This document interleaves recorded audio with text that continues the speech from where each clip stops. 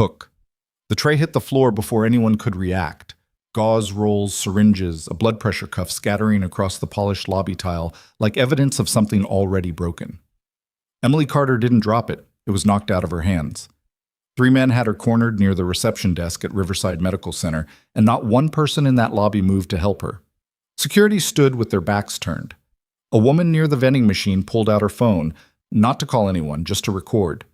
Patients in chairs went very still, the way people do when they've decided something isn't their problem.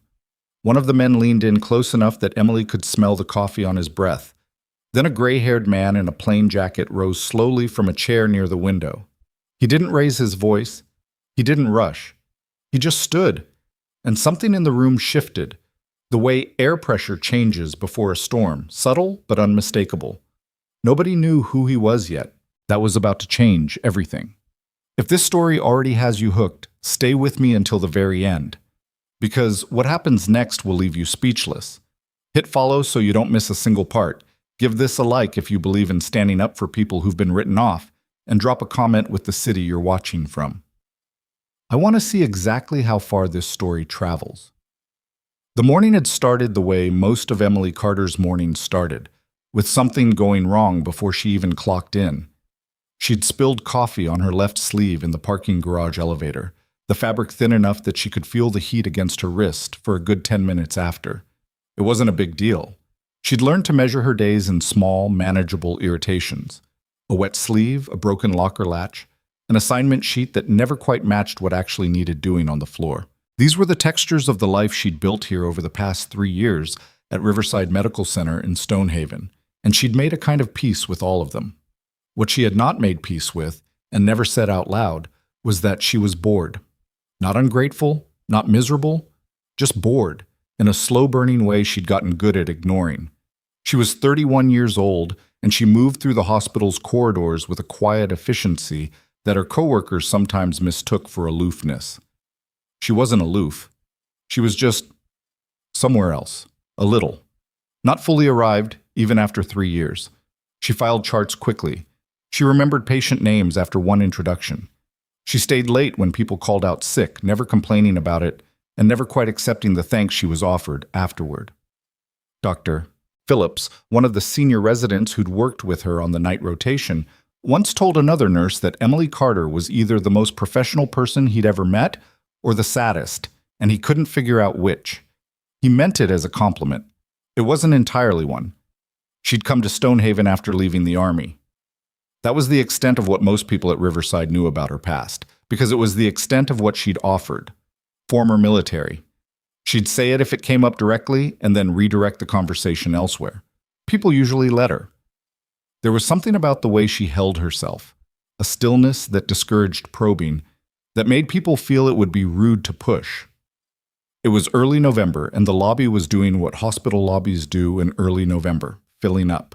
Flu season, a couple of fender benders from the icy roads overnight, a man on the far side of the waiting area coughing in the specific way that made everyone near him shift their chairs.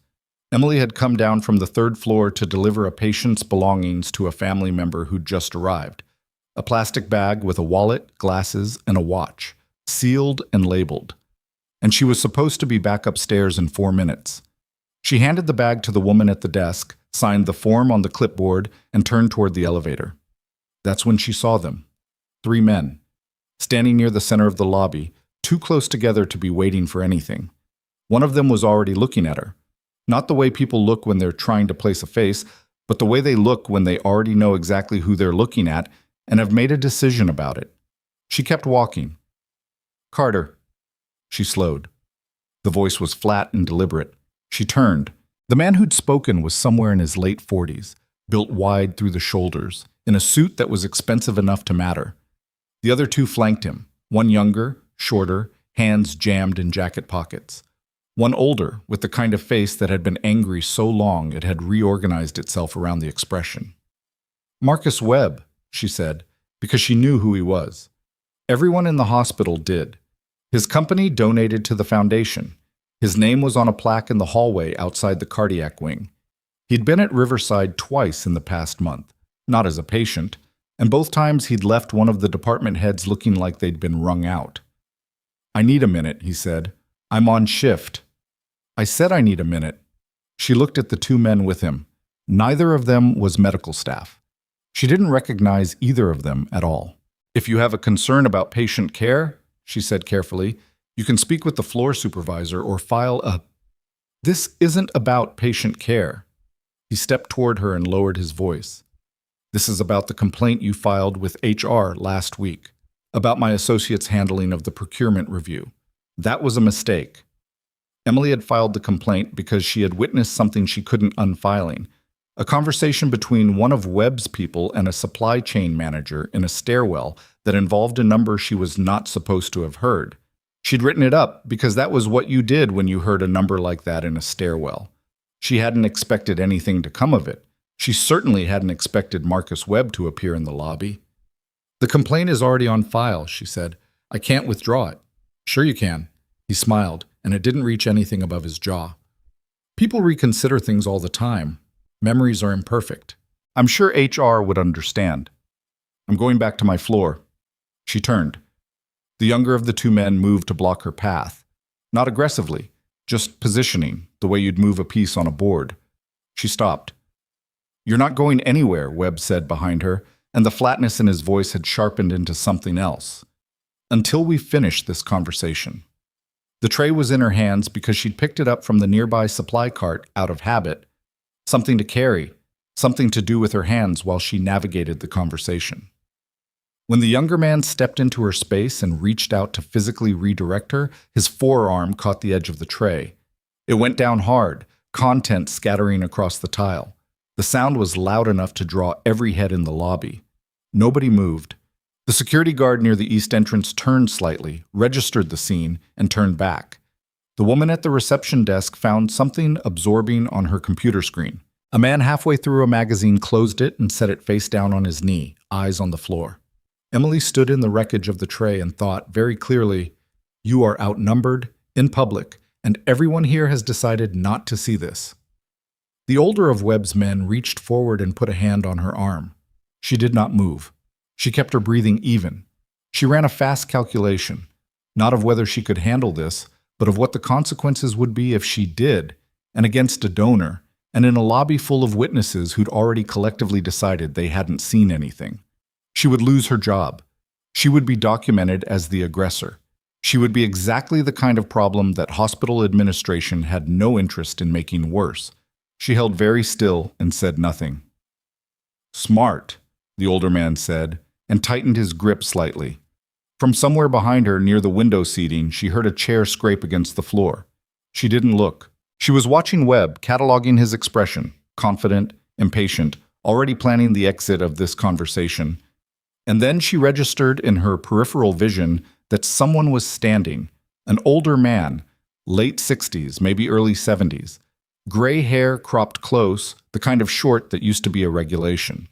Plain jacket, dark trousers, nothing about him that announced anything. He moved without hurrying, which was the first thing she noticed. People who hurry toward confrontation are nervous. This man was not nervous. He crossed the lobby the way someone crosses an empty parking lot at his own pace, and he stopped a few feet from the group.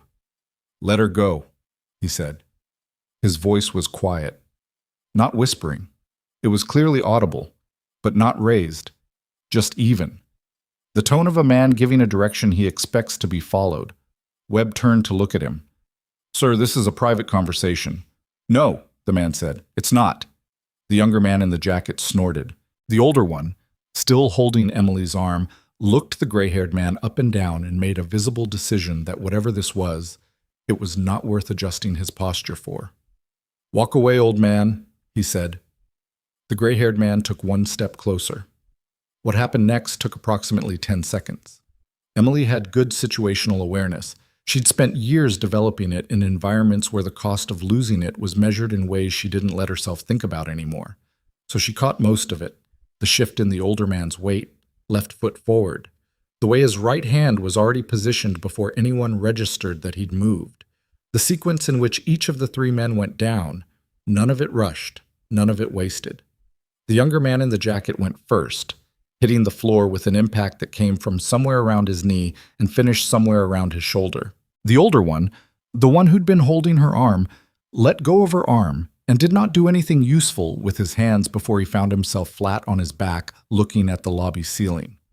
Webb himself made a grab for the older man's collar, missed in a way that was almost mechanical in how completely it failed, and sat down hard against the supply cart. None of them were badly hurt. The gray-haired man had been very precise about that. He straightened his jacket. He looked at Emily. She was staring at him. She knew that movement. She knew it not as something she'd seen performed.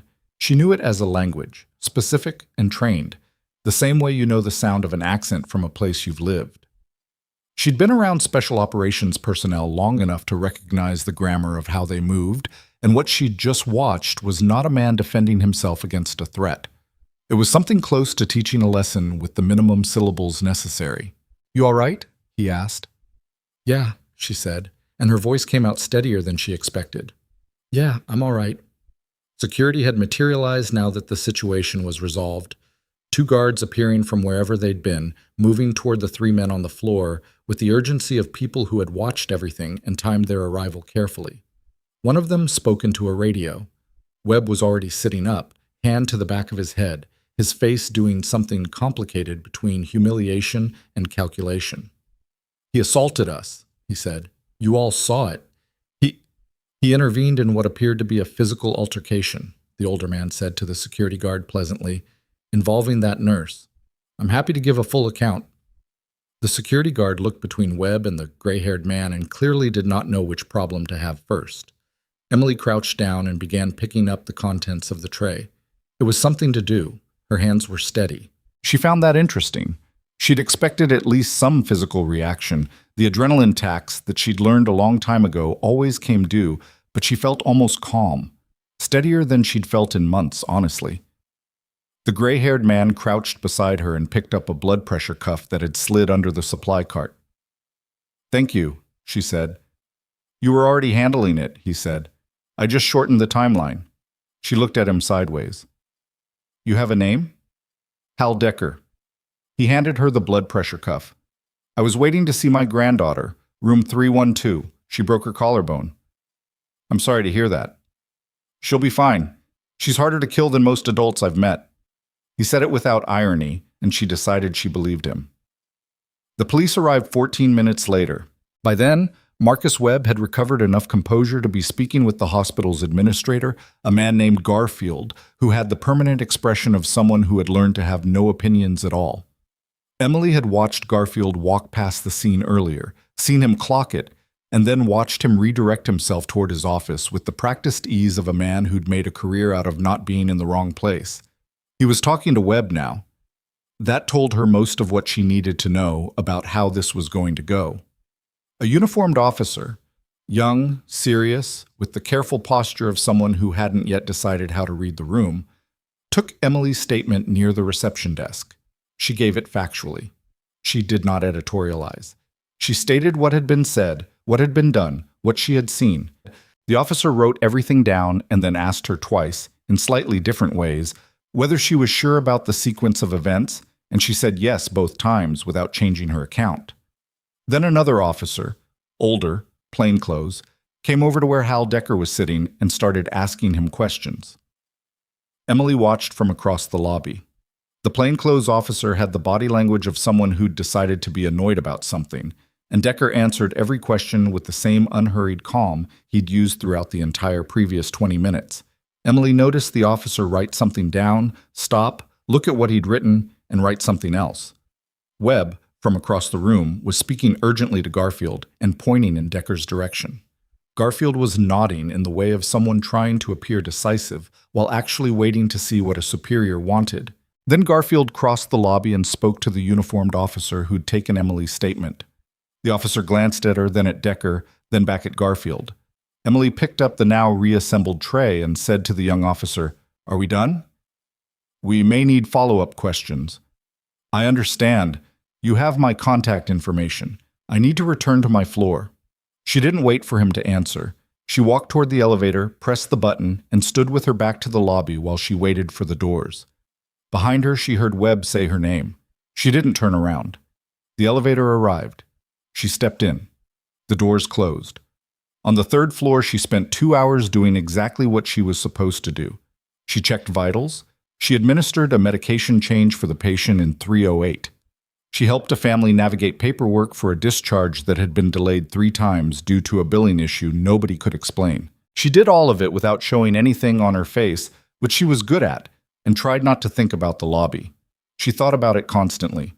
At 1:45, she was in the corridor outside the break room when Dr. Phillips fell into step beside her. "You okay?" he asked. "Fine. I heard what happened downstairs." "Word travels." "Emily." He slowed. "Garfield is saying the old guy started it. That he... Look, I don't know what actually happened, but the story Webb's people are putting around is that this retired whoever he is came out of nowhere and attacked 3 innocent men while they were trying to have a conversation with you." She stopped walking. "A conversation. I know how that sounds." He had his hand on my arm, Kevin. Phillips ran a hand over his face. "I believe you. I do. But Webb's donated $4 million to this hospital, and Garfield is already talking about reviewing your employment record, and my employment record is spotless." I know that. 3 years, not a single complaint." "I know." He said it quietly. "That's why I'm telling you now before you hear it from someone else. There's going to be a formal review. HR called it today. I think you should get ahead of it." She looked at him. He had the decency to look uncomfortable. "Get ahead of it," she repeated. "How, exactly?" He didn't have an answer. They both knew there wasn't one. She went back to work. At 4:17 p.m., her supervisor, a woman named Trish Halloran, who managed the 3rd floor with the efficient brevity of someone who'd been doing the job long enough to love it and resent it equally, called Emily into the small office at the end of the corridor and closed the door. "I want you to hear this from me," Trish said, and the sentence started badly. "Effective end of shift today. You're placed on administrative leave pending the outcome of the review." Emily said nothing. "It's not punitive," Trish said, which was the kind of sentence that was always punitive. "It's procedural. Garfield says..." "Garfield wasn't in the lobby." "I know." "The security footage will show..." "The primary camera by the reception desk," Trish said carefully, "appears to have had a recording malfunction this morning." Emily went still. "A malfunction? That's what maintenance is reporting. The camera that would have caught everything that happened at the reception desk had a malfunction today." Trish held her gaze and said nothing, which was its own kind of answer. Emily looked at the wall behind Trish's shoulder. There was a framed print there, a generic landscape, mountains, nothing, that she had looked at probably 100 times from this chair during scheduling conversations, and she had never really seen it before. "Okay," she said. "Emily?" "Okay," she said again. "I heard you." She surrendered her badge at the nursing station. She retrieved her bag from her locker. She walked down 3 flights of stairs instead of taking the elevator, because the elevator would have meant standing still for too long, and she did not want to stand still. In the stairwell between the 2nd and 1st floor, she stopped, put her hand flat against the cold concrete wall, took 3 breaths, the specific kind she'd learned years ago from a medic sergeant named Torres, who swore by them, in through the nose for 4 counts and out for 8, and they worked then and they worked now. Then she kept going. The lobby was quieter than it had been that morning. The afternoon light came through the glass entrance in long, flat rectangles across the floor, catching the dust in the air. She walked through it and thought, 3 years. 3 careful, quiet years. And it still found you. She was 20 feet from the exit when she heard her name again.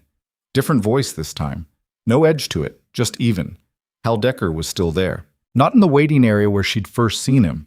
He was standing near a column off to the side, jacket on, a paper coffee cup in his hand that had probably been cold for an hour. "They just suspended you," he said. It wasn't a question. "Administrative leave," she said. "Pending review." He nodded slowly like he was confirming something he'd expected. "And the camera?" She looked at him.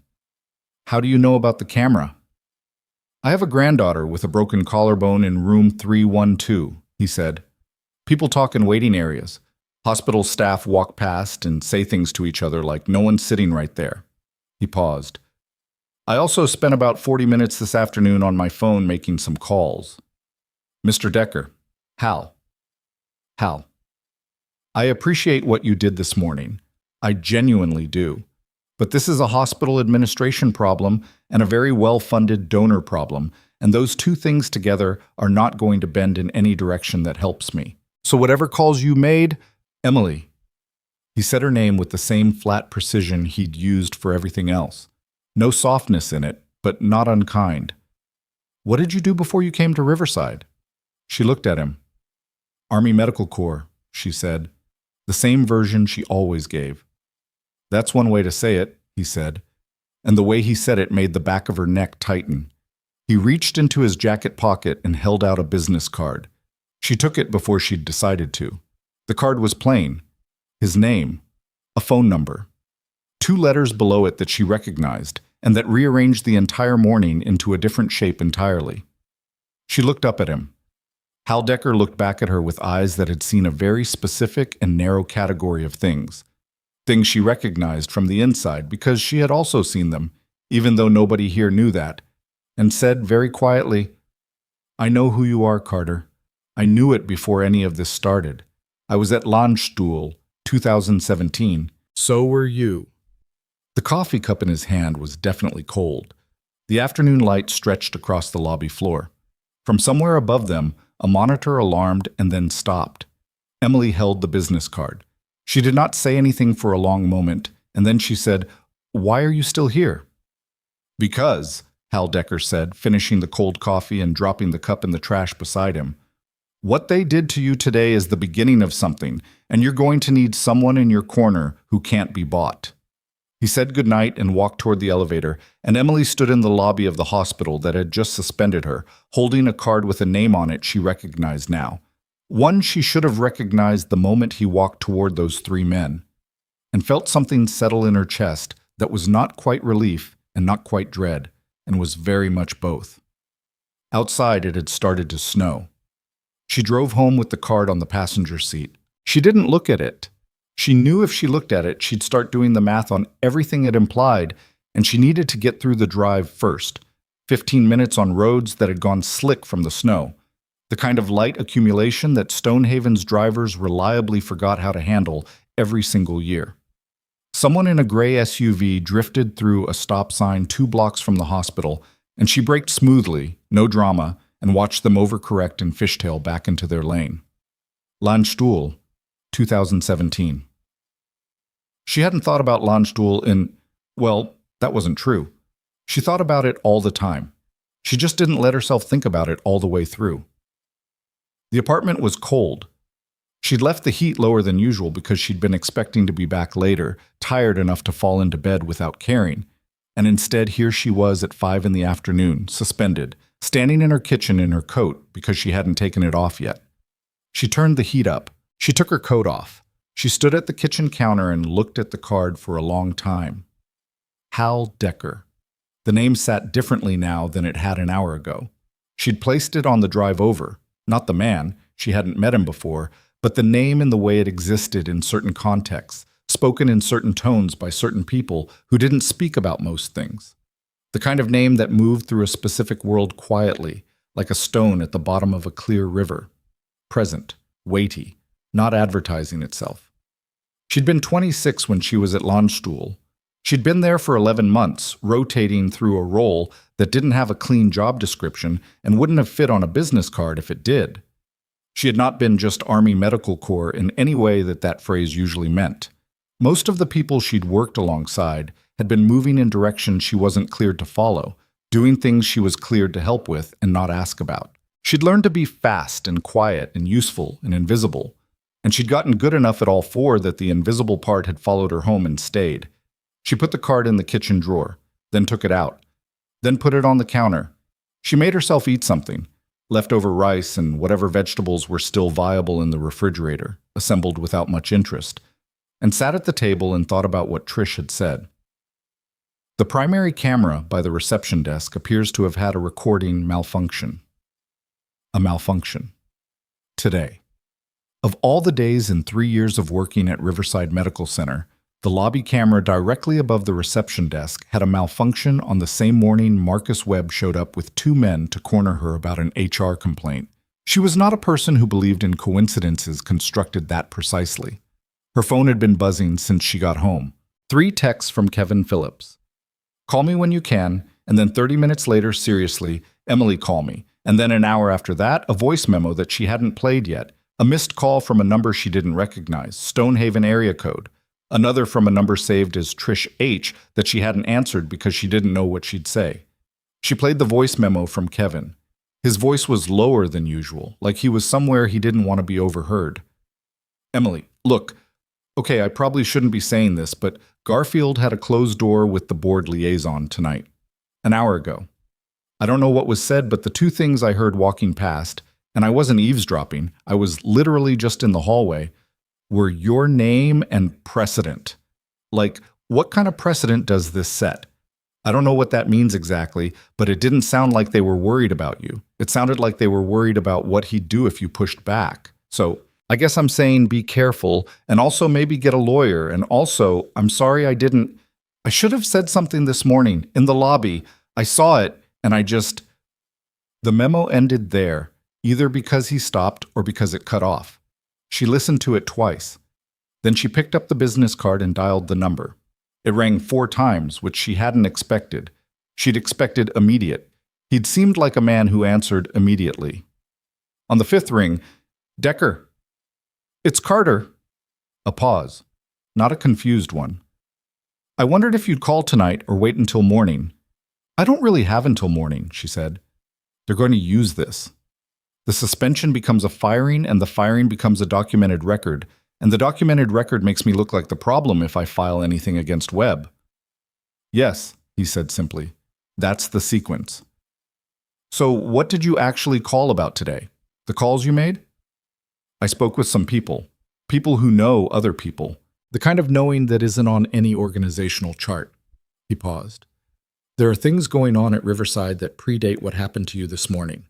Webb has been operating in that hospital's supply chain for over a year. What you overheard in that stairwell wasn't a one-time thing. It's a system. You got all of that today?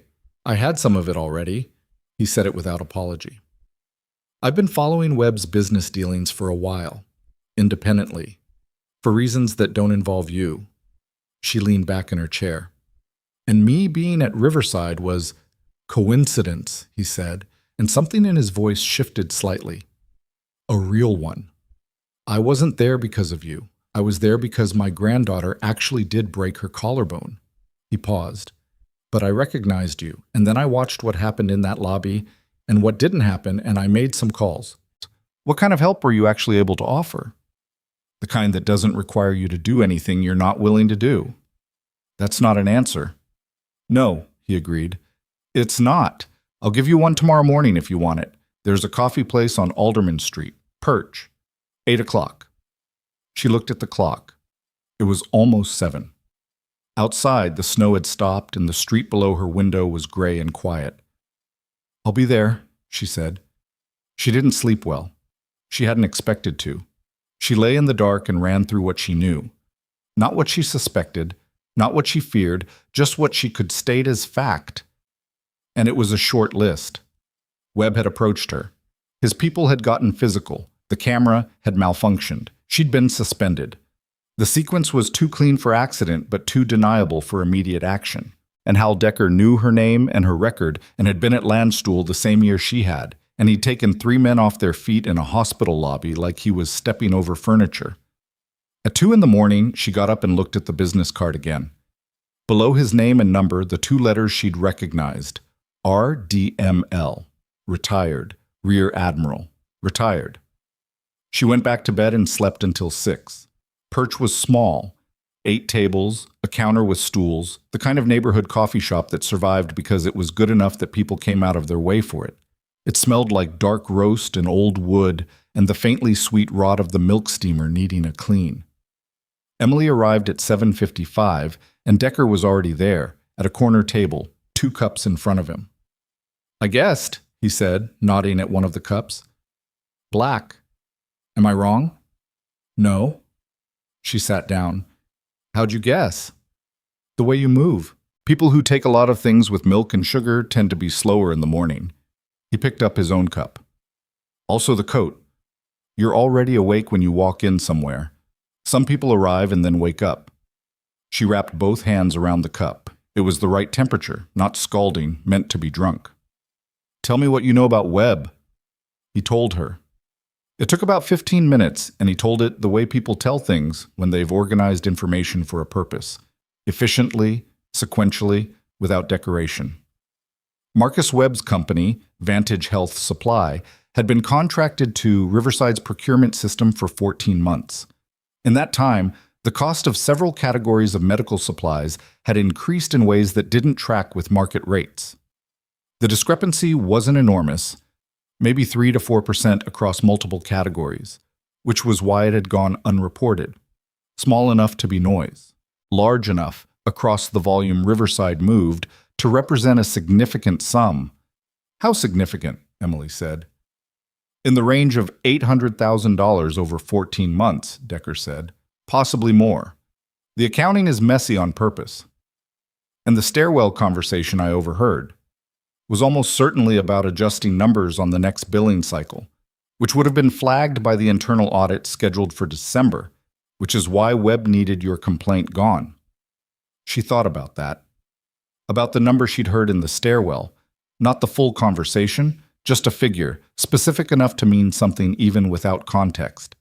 She'd written it in the complaint exactly as she'd heard it, which was apparently the problem.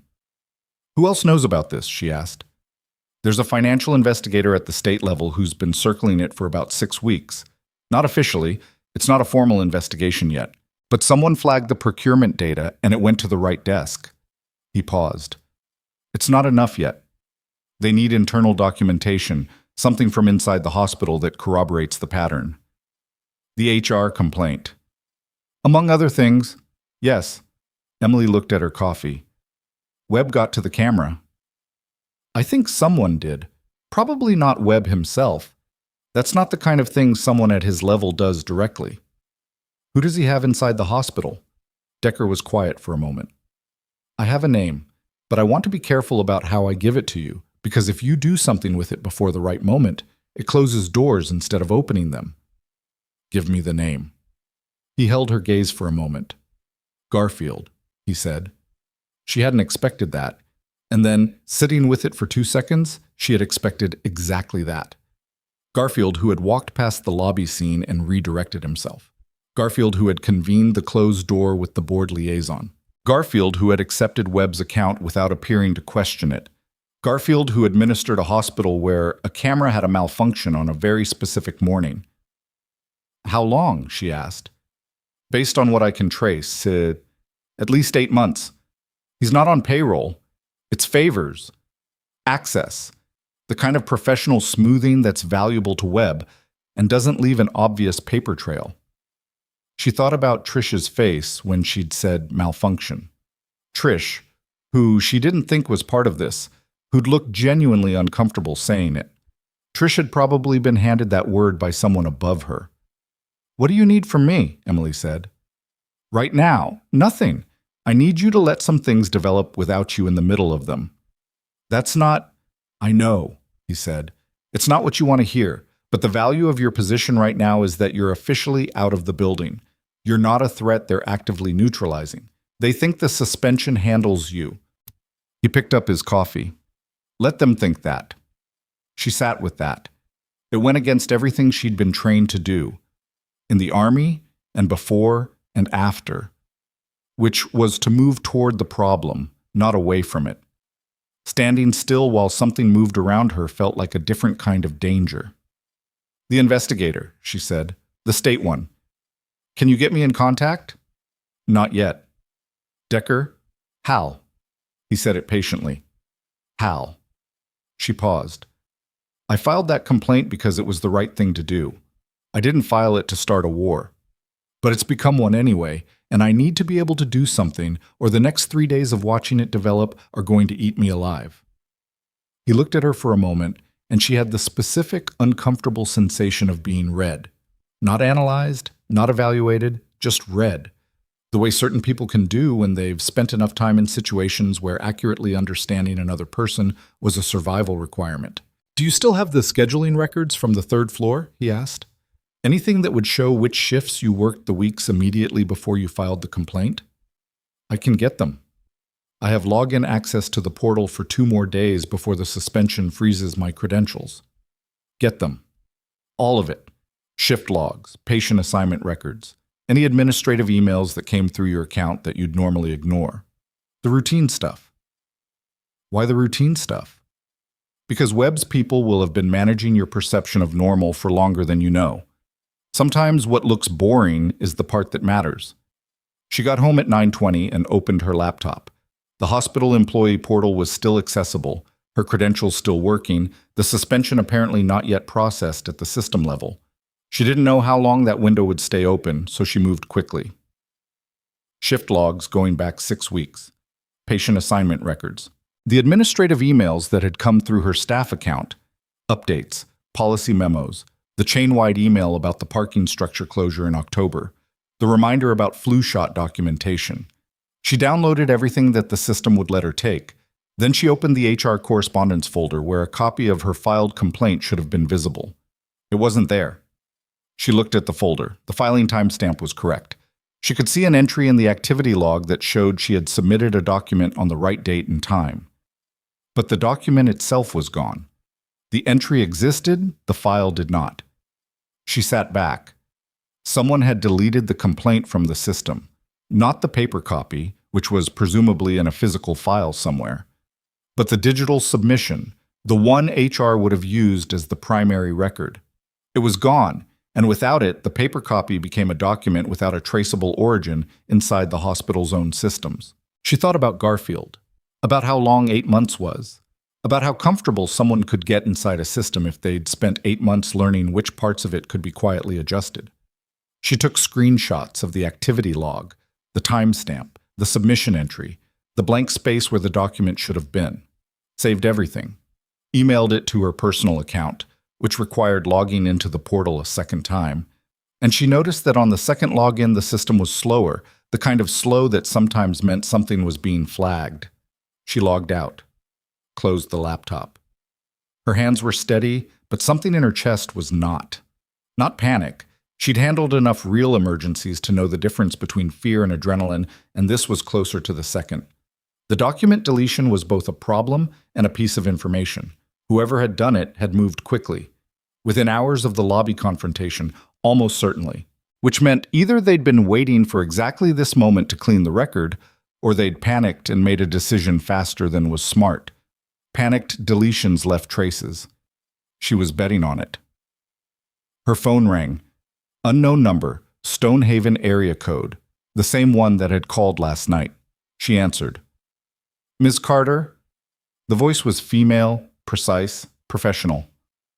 My name is Dana Okafor. I'm an investigative analyst with the State Attorney's Financial Crimes Division. Emily said nothing for a moment, then, How did you get this number? I've had it for a while, Okafor said, and her tone made it clear that this was not a conversation she was going to spend time justifying. I understand you had an eventful morning yesterday. You could call it that. I'd like to meet with you, today, if possible. Not at your home, not at the hospital. I'll text you an address. Emily looked at the wall. Hal Decker, she said. A short pause. I've been working a parallel track to Admiral Decker for about 6 weeks, Okafor said, which was not exactly a confirmation and not exactly a denial. He called me this morning. What I need to discuss with you is related to Vantage Health Supply and Riverside Medical Center, but it's also larger than that. There are 3 other hospitals in this region that appear to have been working the same pattern. The word Admiral had landed in the room and rearranged the furniture again, because she'd seen the card, she'd done the math, but hearing someone else say it, said plainly, like a fact that had long since been sorted and filed, was different. Ms. Carter, Okafor said, are you available today? 3 other hospitals. A pattern. 6 weeks of parallel investigation. The deleted complaint. The malfunctioning camera. Garfield and his 8 months of professional smoothing.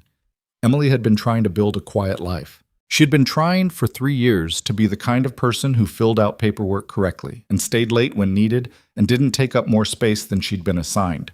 She had been trying to be small enough that nothing she'd done before could catch up to her. It had caught up to her anyway.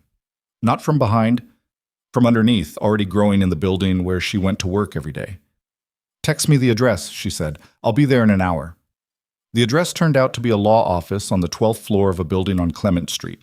Not a government building, not a police precinct, just an ordinary office suite with a view of the financial district and a receptionist who didn't ask Emily her name before waving her through. Dana Okafor was younger than Emily had expected from the voice, early 30s, wearing a blazer over a dark blouse, with the particular seated stillness of someone who'd spent years in rooms where what you showed on your face was information you might not want to give.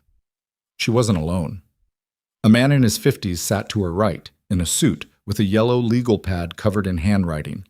And at the far end of the table, in a chair angled slightly away from the others, was Hal Decker. He nodded at Emily when she came in. She sat across from Okafor. "I want to explain what I know," Okafor said, "and what I need from you. And then I want you to tell me if any of what I know matches what you've seen from inside Riverside. We're not asking you to testify yet. We're not asking you to go back in the building. We're asking you to help us understand what you saw and whether it fits the pattern we've been documenting. You said 3 other hospitals. 4 now. We had a referral last night from County General in Belford. Same supplier, same category discrepancies. Different internal contact, but Webb's company in every case." Emily thought about the number she'd heard in the stairwell. She'd written it in her complaint because she knew what it was, not because she'd been briefed on it or trained to recognize it in that context, but because she'd grown up around enough accounting conversations to know when a number was a correction and when it was a concealment. The man in the stairwell had said it like a correction, like an adjustment. "I deleted the file," Okafor said, and Emily's head came up. "From the hospital's system. My team did, early this morning before Webb's people could get to it. The original submission is in our possession. What you'd see in the portal is a decoy action log. It looks like the file was deleted, but we have it. I needed Webb to believe the document was gone." Emily sat very still for a moment. "You needed me to find the empty folder." "I needed you to confirm you'd looked," Okafor said, "and to find this." She opened a folder and slid a single printed page across the table. It was a screenshot, not Emily's screenshots, but something earlier taken at 11:47 p.m. the previous night. Someone had accessed the hospital HR system under Garfield's credentials and attempted to open Emily's complaint file. The file had already been moved by then. The access log showed the attempt and the failure. "Garfield tried to pull it last night," Emily said. At 11:47 p.m., from a device registered to the hospital's administrative network, which would be consistent with access from inside the building or from a VPN. Okafor tapped the page. "That's not a crime by itself. An administrator accessing an HR file is within normal parameters, but it establishes a timeline. He moved the moment he felt pressure." Emily looked at the page. She thought about Garfield in the lobby, redirecting himself away from the scene. She thought about the closed-door meeting Kevin had heard. She thought about 11:47 p.m. A man sitting in his office or his car or his home office, logging in because he needed to know if the document was still there. "What else do you need from me?" she asked. Okafor opened her mouth to answer, but the man with the legal pad put a hand up suddenly and looked at his phone. He'd received a text. He read it again, and looked across the table at Decker. "There's been a development," he said quietly. Decker looked at the phone the man was now holding out toward him. His expression didn't change in any obvious way, but Emily had learned in the past 20 hours to read the version of Hal Decker that didn't change his expression, and something in the set of his jaw told her that what was on that screen was not a development that simplified anything. "What is it?" she asked. Decker set the phone down on the table and looked at Emily and said 3 words that made the room around her feel suddenly smaller. "Webb filed charges." The man with the legal pad was already reaching for his pen. Okafor had gone still in the particular way of someone running through options, fast. Outside the window, 12 floors down, Stonehaven moved through its ordinary Tuesday morning without any idea what was unraveling in the offices above it. "Against me?" Emily asked, though she was already certain. "Against you," Decker said, "and against me." He paused. "Filed this morning. The complaint alleges that I committed unprovoked assault against 3 individuals in the lobby of Riverside Medical Center and that you were complicit in it. They're saying you had prior knowledge that I would be there." Emily stared at him. "That I had—" She stopped. "That's not possible. I'd never met you before yesterday." "I know that," Decker said. Then they have someone who says otherwise," Okafor said, and her voice was the kind of level that took effort to maintain. "Which means they were faster than we expected, and they're willing to go further than we expected." She was already standing, reaching for her phone. "I need to make a call. Both of you stay here." She walked out of the room, and the door clicked behind her, and Emily sat across from Hal Decker and the man with the legal pad and understood, in the clear and specific way she'd understood certain moments before, that this had just changed shape entirely. "Who says otherwise?" she asked. Decker looked at her steadily. "Someone placed a statement, signed, notarized, claiming that you and I spoke in the hospital parking garage 3 days ago, that I offered to, and I'm quoting from what they texted me, intervene on your behalf. 3 days ago, she'd been at Riverside for a double shift. She'd parked in the garage. She'd walked to her car twice, once at dinner break, once at the end of shift. She had not spoken to any gray-haired man in a plain jacket. She had not spoken to anyone she didn't know. She hadn't even been near the section of the garage where visitors parked." "It's manufactured," she said. "Obviously," Decker said. "But it's signed and notarized. Which means someone was prepared for this before yesterday morning, before Webb approached you in the lobby." He let that sit for a moment. "Which means you were already a target before you knew it." The snow outside the window had started again, small and windless, coming straight down. Emily watched it for one moment, and then looked back at the table, at the printed page with Garfield's 11:47 p.m. access attempt, at the yellow legal pad covered in someone's careful handwriting. She thought about Torres, the medic sergeant, and his 4-count breathing. She thought about Landstuhl in winter, which also had snow, which was a different kind of cold. She thought about 3 years of building a quiet life in a city that had, it turned out, been quietly building something else underneath her the whole time. "Okay," she said. The man with the legal pad looked up. "What does Webb actually know about my service record?" she asked. Decker was quiet for a moment. Then, "I don't know yet, but based on the timing, she said, "he might know enough to know that pressing charges against me publicly is either very smart or very stupid, depending on what comes out." She paused. "I want to know which one it is before Okafor gets back in this room." Decker looked at her for a long moment. Then he almost smiled. Not quite, but close enough that she could see the shape of it. "So do I," he said, and reached for his phone. Decker made 2 calls in 10 minutes, both short, both conducted in the kind of clipped shorthand that Emily recognized as the language of people who'd spent years saying things in rooms where brevity was a professional courtesy. She didn't try to follow either conversation. She sat at the table and looked at the legal pad and thought about the notarized statement, the specific mechanics of it. Someone had signed it before yesterday. That meant preparation. That meant Webb had been building a contingency before he walked into that lobby, which meant he'd come there not just to pressure her, but to provoke a response he could document and weaponize, which meant he'd known she wasn't going to simply back down. That was interesting. It meant he'd done his homework on her, some version of it, at least.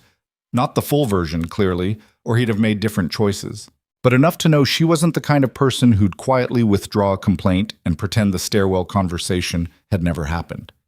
He'd come prepared for a fight. He just hadn't prepared for the right one. Okafor came back into the room with her phone still in her hand and the particular expression of someone who'd just upgraded their assessment of how bad something was. "Webb's attorney filed 40 minutes ago," she said, sitting down. "The charges name both of you. Simple assault against his client and 2 associates, and, this is the new part, alleged harassment in connection with an ongoing business dispute." She set the phone face down. "That last piece is strategic. It's designed to make your HR complaint look like part of a coordinated campaign rather than an independent report." "Can it stick?" the man with the legal pad asked. "In front of the right judge with the right framing, it muddies things enough to buy Webb 6 months. She looked at Emily directly. "Which is what he wants. Not a conviction, a delay." He needs the December audit to happen before the investigation formalizes, Emily said, because once the audit runs on the current numbers, the discrepancy disappears into the revision cycle, and we're back to square one. Okafor nodded. We have about 3 weeks before that window closes. And now, instead of spending those 3 weeks building the case, we're going to spend at least part of them responding to a civil filing that has no merit but requires response. Decker set his phone down. The second call I made was to a Colonel Whitmore at the Joint Base Personnel Office. He's pulling Emily's service summary, not the full file, just the unclassified summary, the kind of document that can be shared in a legal proceeding. He paused. If Webb's attorney wants to argue coordination and prior relationship, we show the court a record that makes the case for who Emily Carter actually is. It changes the narrative before it calcifies. Emily looked at him. You're going to use my record as a character defense. It's already in play, Decker said. The moment Webb filed, your background became relevant. Better we introduce it on our terms than let his attorney introduce whatever partial version they've assembled. She understood the logic. She didn't love it. 3 years of careful distance from that record, not because she was ashamed of it, but because it brought questions she didn't want to answer in a city that didn't know her. And now it was going to surface in a civil filing in Stonehaven Superior Court because a hospital donor had decided to preemptively manufacture a story. How long for the summary? She asked. End of day, Decker said. Whitmore owes me a faster favor than that, but end of day is what he offered, and I didn't push. Okafor's phone buzzed. She looked at it and stood up in one motion. I need both of you in the other conference room, right now. The other conference room was smaller, with a laptop open on the table and a woman Emily hadn't seen before, 40s, sharp-eyed, in the rumpled way of someone who'd been working through the night, sitting in front of it. This is Renata Voss, Okafor said. She's been running the financial thread on Vantage for 6 weeks. Renata, tell them what you found this morning. Voss didn't preamble. We pulled Vantage's incorporation documents across all 4 hospital accounts. The billing entity at Riverside isn't actually Vantage Health Supply directly. It's a subsidiary called Vantage Medical Partners, LLC, incorporated in Delaware 8 months ago, which is the same month Garfield's access pattern at Riverside changed. He incorporated the subsidiary after making contact with Garfield, Emily said. Or the other way around. Garfield approached Webb, and Webb created the subsidiary to launder the billing relationship. Either way, the LLC is the mechanism. And here's the part. Voss turned the laptop toward them. Vantage Medical Partners LLC has 2 registered officers. One is a Webb associate we already knew about. The other, she pointed at the screen, is a hospital administrator named Douglas Garfield. The room was quiet. Garfield wasn't just being paid in favors. He was a legal officer of the company that was billing his own hospital. That's not regulatory gray area, the man with the legal pad said from the doorway, where he'd followed them in. That's a textbook conflict of interest, potentially fraud. It's definitely fraud, Voss said without inflection. The question is how many other administrators at the other 4 hospitals have the same arrangement. Emily thought about Garfield walking past the lobby scene. She thought about the way he'd said precedent behind a closed door. She thought about a man who had watched a hospital donor physically intimidate a nurse in his own building and spent the rest of that day not wondering whether his camera had malfunctioned, but making sure it had. We need to move on the formal investigation, Okafor said. Today. If we wait for the 3-week window we were planning on, Webb's legal maneuver is going to create enough procedural noise that we lose ground. She looked at Emily. I need your statement on record. Official, sworn, everything you saw and heard in that stairwell. Can you do that today? Yes, Emily said. There's one more thing. Okafor hesitated, which was the first time Emily had seen her hesitate at anything. The sworn statement I need from you. It's going to require you to disclose the context in which you recognize the significance of what you overheard, which means explaining why you knew what that number meant in that conversation. Emily saw where this was going. You need me to establish that I have the background to understand what I heard, she said. Not just that I happened to overhear a number. If you're a staff nurse who overheard a number in a stairwell, Webb's attorney argues you misunderstood what you heard. if you're someone with the training and experience that your service record reflects, someone who understands financial irregularities in medical supply contexts because they've worked in environments where supply chain management was operationally critical. She stopped. It goes to credibility. I'm sorry. I know this isn't what you wanted. It's all right, Emily said, which wasn't entirely true, and they both knew it. The statement took 2 hours. Okafor asked questions with the methodical patience of someone who'd done this many times, and Emily answered them in the same order they happened, and the man with the legal pad wrote everything down in addition to the recording running on the table. And somewhere around the 40-minute mark, Emily stopped thinking about the record being opened and started thinking only about the stairwell, the number, the specific quality of the voice saying it, the way it hadn't been nervous, which was the detail that had struck her at the time. Not the amount, but the calmness, like an adjustment to a figure that was already decided. At one point, Okafor asked, "In your assessment, based on what you heard, was the individual in the conversation aware that the adjustment constituted a falsification of billing records?" Emily said, "Yes." "What makes you confident of that?" "Because he said they'll never check that column. Not this looks wrong. Not I need to verify this." He was talking about concealment, not correction. Okafor wrote something on her own pad. "Thank you. That's the piece we needed." They broke at 12:30. Emily stood at the window while Okafor and Voss went through something in the adjacent office, and Decker stood beside her in the way he had of occupying space without requiring acknowledgement of it. "You okay?" he asked after a while. "I'm fine." That was different from okay. She looked at the street 12 floors down. "I've been very careful for 3 years," she said, "about what I let people know. I wasn't hiding anything illegal. I just needed the distance from all of it." "I know. And now in 2 days I've given a sworn statement that puts it all on record, in a city where I live and work." "Where you'll continue to work," he said, with the specificity of a man making a prediction he was prepared to back. "You don't know that."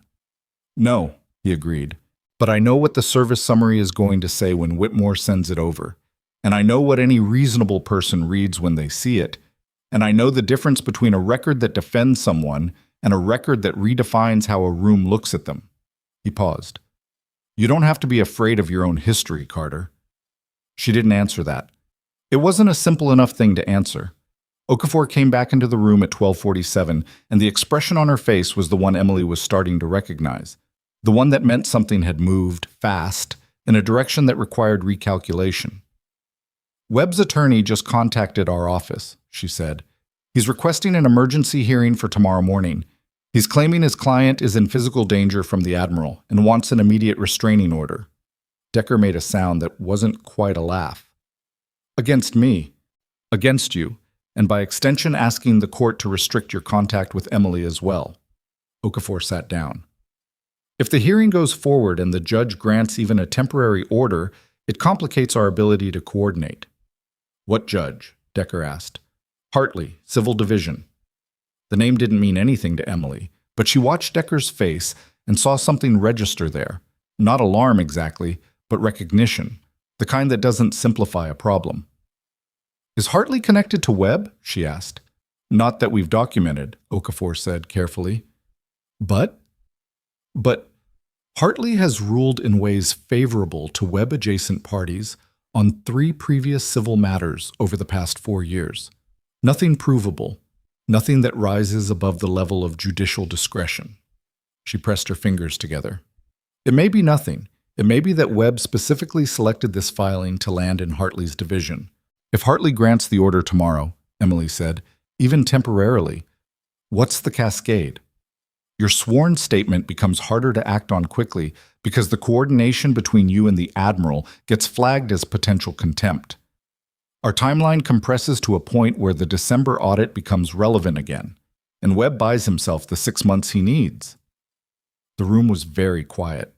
Emily looked at the table, at the printed log of Garfield's 11:47 p.m. access attempt, at Voss's laptop with the Delaware Incorporation documents, at the man with the legal pad who had stopped writing and was watching Okafor with the focused stillness of someone waiting for a decision. She thought about the stairwell, She thought about filing the complaint because it was what you did, because she'd been in enough environments where not reporting something had consequences that compounded until they were catastrophic. She thought about 3 years of careful smallness. She thought about Garfield as a registered officer of a company billing his own hospital. "What time does the hearing open?" she asked. 9 a.m., Okafor said. "Then we have tonight." "Emily, the LLC registration is public record," she said. "Garfield's name on it is public record. If that becomes publicly known, not through a leak, but through proper press inquiry, the kind that a reporter files and a hospital board receives and has to respond to, then the hearing tomorrow morning happens in a different context. Webb's attorney is asking a court to protect his client from us. It's harder to frame that request sympathetically if the morning papers are running Garfield's name next to Vantage Medical Partners." Okafor was looking at her with the expression of someone who is deciding something. "I don't leak to press," she said. "I know," Emily said. "I'm not asking you to. I'm asking if there's a reporter who's been following Riverside's procurement story independently. Because if that reporter exists and they've been building the same picture you've been building, they'd need to have the LLC document already," Okafor said, "or have a way to get it tonight through their own channels. I can't hand it to them." "No," Emily agreed. "But Voss found it in public and corporation records 6 weeks into a financial investigation. A good reporter on the healthcare beat who's been watching Webb's contracts for any length of time would find it on their own," Voss said quietly from the doorway where she'd reappeared. She was looking at Okafor. "It's in the Delaware Public Database. It's been there for 8 months. All it takes is knowing to look." Okafor was quiet for a long moment. Then she said, "I'm going to get coffee. I'll be back in 15 minutes. She stood up and walked out without looking at anyone directly. Emily looked at Voss. Voss sat down at her laptop. She typed something, then turned the screen toward Emily. A search result in the Delaware Division of Corporations Public Database. Vantage Medical Partners, LLC. 2 registered officers. Clear as anything. Then Voss said, "Do you know anyone at the Stonehaven Courier?" Before Emily could answer, her phone rang. She looked at the screen.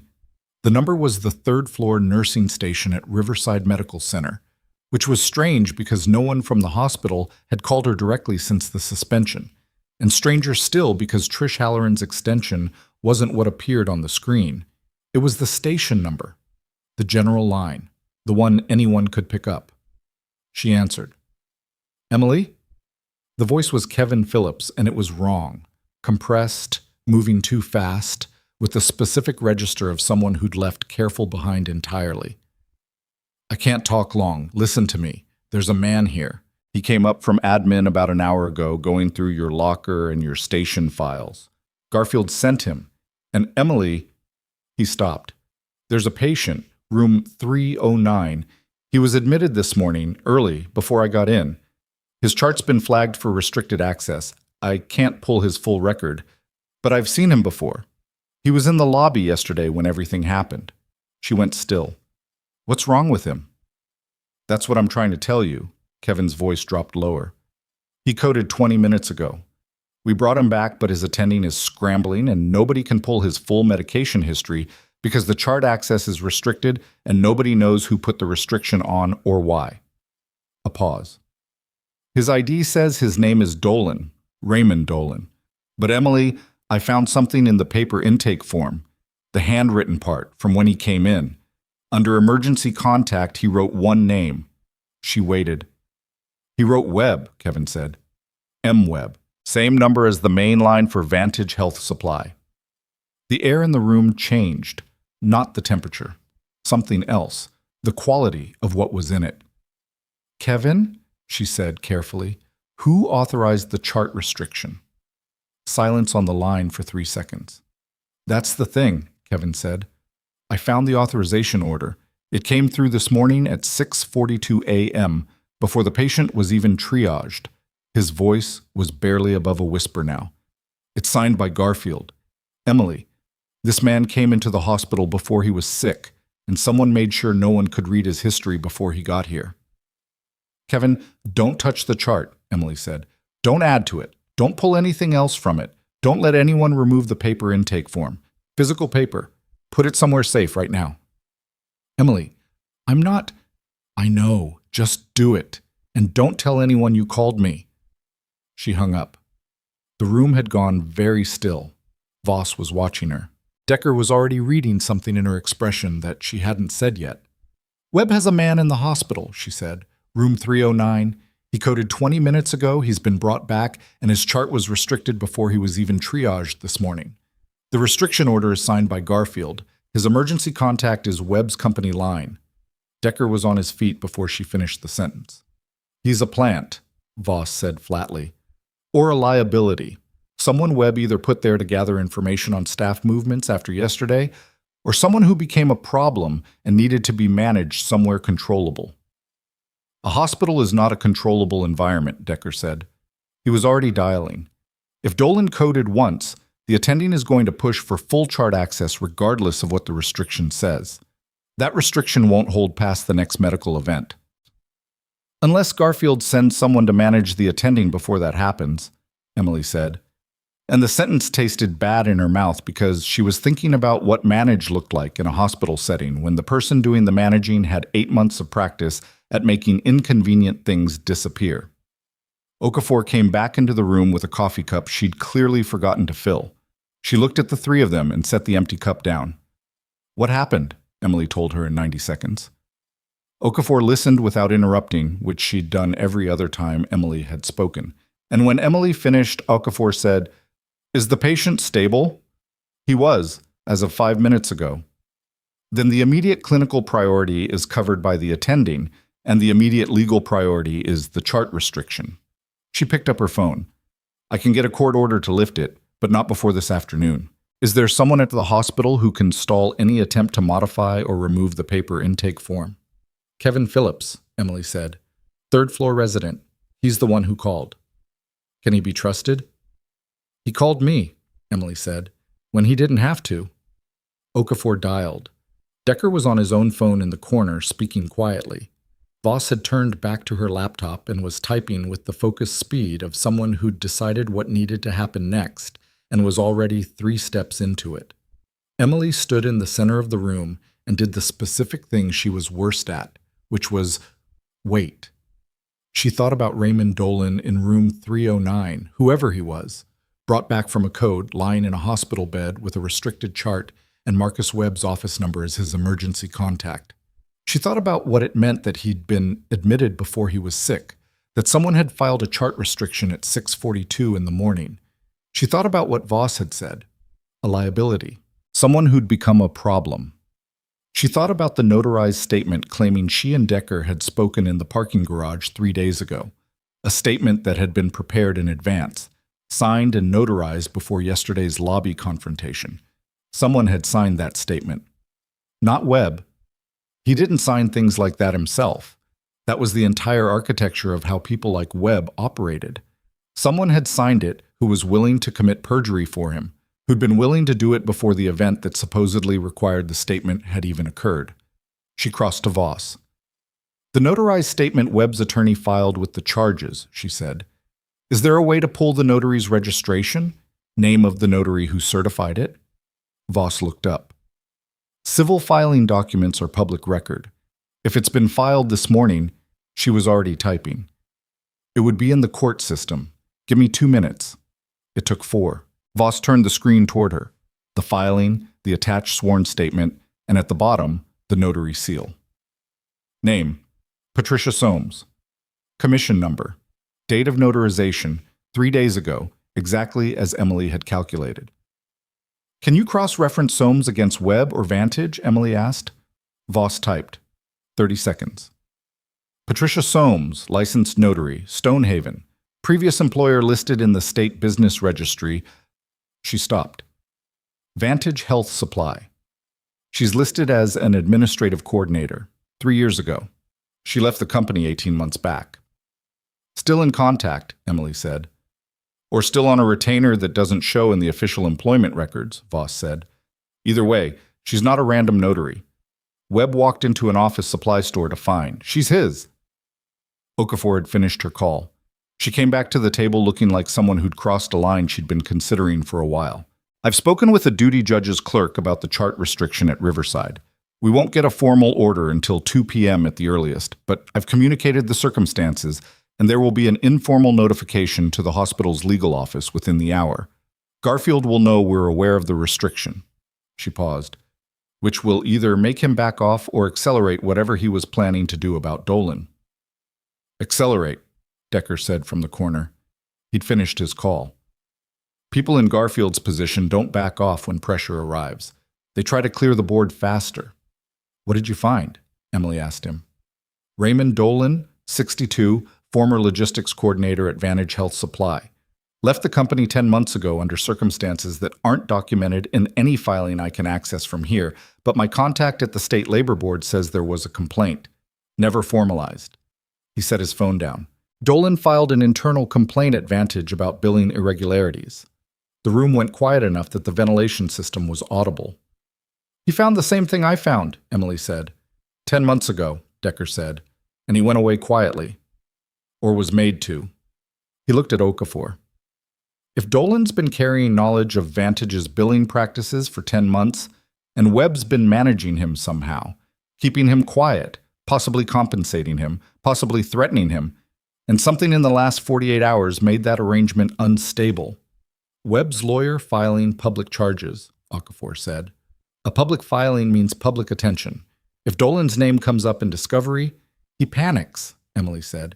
He approaches someone. Or Webb panics first and decides Dolan in a hospital bed with a restricted chart is tidier than Dolan making phone calls. The word tidier sat in the room for a moment with all of its worst implications fully visible. I need to go back to Riverside, Emily said. You're on administrative suspension, Okafor said immediately. I know. Emily. There was a specific weight in the way Okafor said her name. If you walk back into that building right now, Webb's attorney uses it at the hearing tomorrow to argue you're reckless, that you're a hazard, that the suspension was warranted. It hands them a narrative. If Dolan has another event and the attending can't access his full history, the narrative won't matter to him. She said it without heat, just factually. The way she'd learned to say difficult things in environments where the difficulty of saying them didn't change whether they needed to be said. I'm not going back as a nurse. I'm going back as someone who knows what's in room 309 and can tell the attending what to look for. Okafor pressed her hands flat on the table. I can't stop you. No, Emily agreed. I'll be back before 2. Decker was already picking up his jacket. I'm coming. You have a restraining order motion against you that will be heard tomorrow morning, she said. If Webb's attorney can document you at the hospital today, then he'll have documentation of a retired Admiral visiting his hospitalized granddaughter in room 312, Decker said, which is why I was there yesterday. He put the jacket on. My granddaughter is still in room 312. I have every reason to be in that building. She almost argued. She decided not to waste the time. The drive back to Riverside took 11 minutes. Emily kept to the speed limit, which was harder than it usually was. Beside her, Decker rode with his hands in his lap and didn't talk, which she was learning was one of the things he was consistently good at, knowing when to not fill silence with noise. She parked in the visitor lot, not the staff garage. Small thing, but she was suspended, and everything today needed to be what it actually was. The lobby looked like a lobby. Different shift, different faces, the particular afternoon texture of a hospital midweek. Less urgency than morning, less exhaustion than evening, just the steady mechanical hum of a building doing what it did.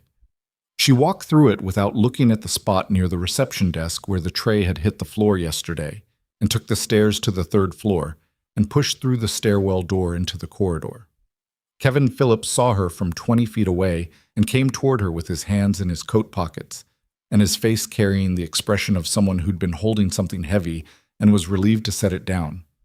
He's stable, Kevin said quietly. For now. His attending is Brennan. Do you know her? I know her. She's been pushing on the chart restriction for 2 hours. The restriction is still in place. She's working off what the intake nurse documented at admission, plus whatever Dolan was conscious enough to tell her, which apparently isn't much. He's been in and out. He paused. There's also a man on the floor who doesn't belong here, 40s, blue jacket, said he was from hospital administration. He's been in the corridor outside 309 for the last hour. Where's the paper intake form? Kevin reached into his inner coat pocket and produced a folded page in a clear sleeve, the kind of sleeve nurses used for laminated reference cards. I found it in the chart tray, scanned it to my personal email before anyone came looking, and replaced it with a blank form from supplies so the slot wasn't empty. He looked slightly ill about this. I don't know if that was legal. You preserved evidence, Emily said. I'll explain it to the right people. She held out her hand and he gave her the sleeve. Is Brennan in with him now? She was 5 minutes ago. Okay. Emily looked down the corridor toward room 309. The man in the blue jacket was there, standing with the particular studied casualness of someone who was doing anything but being casual. Arms crossed, weight shifted to his right foot, eyes moving. He clocked Emily the moment she appeared in the corridor and held her gaze for 2 seconds too long. She walked toward him anyway, not toward 309, toward the attending room, which was on the same side of the corridor, 2 doors before it. She didn't look at him again. She knocked on the attending room door and pushed it open. Dr. Brennan was sitting at a desk with a tablet in her hand and the expression of a woman who'd been hitting the same locked door repeatedly and was deciding whether to find a different door or go through the wall. She was in her mid-40s, dark-haired, and she looked at Emily without surprise. Carter, she said, you're on suspension. I know. Can I talk to you for 4 minutes off the record? Brennan looked at the tablet, looked at the wall, looked at Emily. Close the door. Emily told her about Dolan, who he was, what she'd been able to confirm in the past 2 hours, the connection to Vantage, the nature of the chart restriction, and who had authorized it. She didn't editorialize. She laid it in sequence, the way she'd given statements twice in 2 days, because the facts in sequence were more useful than any framing she could put around them. Brennan listened without interrupting. When Emily finished, Brennan said, his presentation on admission was consistent with acute cardiac stress. BP elevated, irregular rhythm, some shortness of breath. He said he'd been having symptoms for 2 days. She paused. When he coded, his potassium was low enough to explain the arrhythmia, but his medication history, which I can't access, might tell me whether that's baseline for him or whether something changed. If he's been under sustained psychological pressure for 10 months, Emily said carefully, the physiological effects on cardiac function are, I know what they are. Brennan set the tablet down. I've been treating the presentation in front of me, which is what I'm equipped to do without a history. But if there's something in that restricted chart that's relevant to his current treatment, then whoever put that restriction there is interfering with patient care, which is grounds for an emergency lift regardless of what any administrator says. There's a court order coming through at 2 p.m., Emily said, from the state attorney's office. Brennan looked at her for a long moment. State attorney. Financial crimes. That's not a small thing. No, Emily agreed. It's not. And Brennan stood up, picked up her tablet, and said, I'm going to make a call to the hospital's legal office and explain that the chart restriction on 309 is actively complicating my ability to treat a patient who's already coded once today. That's a clinical and liability conversation, not an administrative one. If legal gets involved on the clinical side, the restriction is overridden internally before 2 p.m. The man in the blue jacket in the corridor. He's not medical staff, Brennan said flatly. He has no standing to be on this floor. I'll have him removed. She moved toward the door, then stopped. Carter, whatever's in his chart, if it helps me treat him, I want it. But if it turns out to be relevant to something larger, it goes to Okafor, Emily said. She'll know what to do with it. Brennan nodded once and went out. Emily stood in the empty attending room for a moment. Her hands were steady. She was aware, in this background of everything, of the specific physical sensation of the last 36 hours. The compound tiredness that she wasn't feeling yet because there wasn't room for it yet, but that was waiting. She'd learned to leave it waiting. She'd gotten good at the debt management of exhaustion. She pulled out her phone and texted Okafor. Brennan is going through legal for an internal chart lift. Blue Jacket Man is being removed from floor. Paper intake form is in my possession. Original scanned, copy preserved. Dolan connected to Vantage billing complaint 10 months ago. Your team needs to pull labor board records. She sent it and went back into the corridor. The man in the blue jacket was gone. In his place, near the nursing station, stood a woman Emily didn't recognize. Different age, different jacket, same quality of not quite belonging. Smarter placement. Further from 309, but with a sightline to the elevator bank. Webb had swapped the obvious watch for a less obvious one within the last few minutes, which meant he or someone coordinating for him was receiving real-time updates on the floor. Emily walked to the nursing station and said to the ward clerk, a young man named Oliver who'd been on this floor for 8 months, and who Emily had always found reliable. "Is there a second person from administration on the floor today? Not the gentleman who was just outside 309. Oliver glanced toward the woman near the elevator. She said she was from facilities, checking the emergency lighting. Did she have a work order? He paused. She said it was on her phone. Can you call facilities and confirm? Emily asked. It's routine. We always verify. Oliver nodded, already reaching for the desk phone. The woman near the elevator had not moved, but something in her posture had changed. The slight forward shift of someone who's registered that something is happening and hasn't decided yet whether it matters. Emily's phone buzzed. Okafor. Pulling labor board records now. Brennan's legal call worked. Hospital counsel is lifting the restriction. Chart will be accessible in 20 minutes. Also, Stonehaven Courier published 12 minutes ago. They found the Delaware filing. She read that last sentence twice. She scrolled to the Courier's site. The headline was direct. Hospital administrator listed as officer of medical supply firm Billing Riverside Records Show. The byline was a reporter named Stacy Marsh, who'd apparently been covering Riverside's procurement contracts for 4 months. The story was 3 paragraphs of clean, sourced factual reporting. The Delaware Incorporation filing, Garfield's name, the contract value, the timeline. No speculation. No quotes from anyone involved. Just the public record, laid out in sentences. 4 months. Marsh had been building it for 4 months and had apparently needed only a nudge in the direction of the Delaware database to put the final piece in place. Voss had known. Okafor had known Voss knew.